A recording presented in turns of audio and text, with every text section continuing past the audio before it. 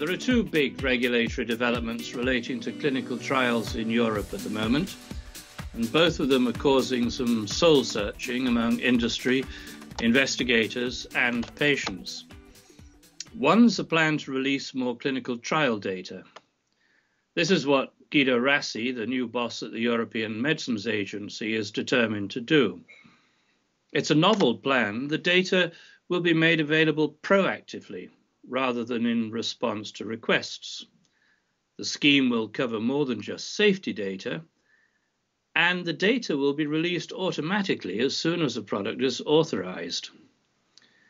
Patients and health campaigners and some academics like it. Industry is more cautious, worried about losing intellectual property protection or competitive advantage. Right now, a series of working groups are clarifying issues like patient confidentiality, data formats, and quality standards for data analysis.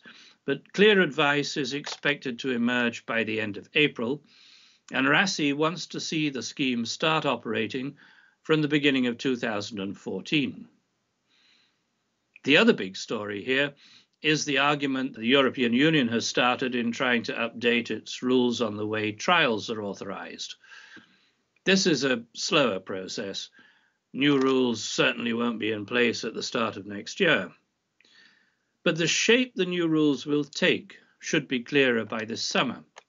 The proposal is radical. It aims to streamline the current process, which everyone says is too complex and puts too many bureaucratic obstacles in the way of trials. But the proposal is so radical that it's run into a lot of opposition. In particular, there's widespread criticism of one of the proposal's central elements, leaving ethics out of the EU rules. The proposal aims to avoid the delays that often occur in getting ethics committee approval, especially when trials are planned in several European countries. And the way it does it is by leaving out any mention of ethics committees and simply saying that each country is obliged to reach a rapid opinion on an application for a trial authorization using whatever mechanisms it chooses.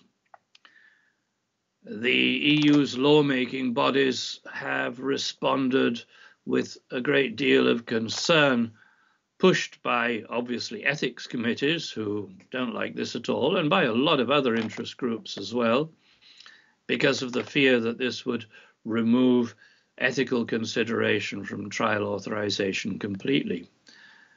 The proposal says that isn't the intention, but nonetheless, there's a lot of worry about it, and the consequence is that the lawmakers are almost certain to insist that the new rules make explicit reference to ethics committees and to their role in approving applications. Next month, the European Parliament's Health Committee will probably agree on some changes in this direction, and by June, the Parliament and the EU member countries are likely to reach an overall agreement. But even if that happens, there will probably be a 3-year delay before the new system comes into operation.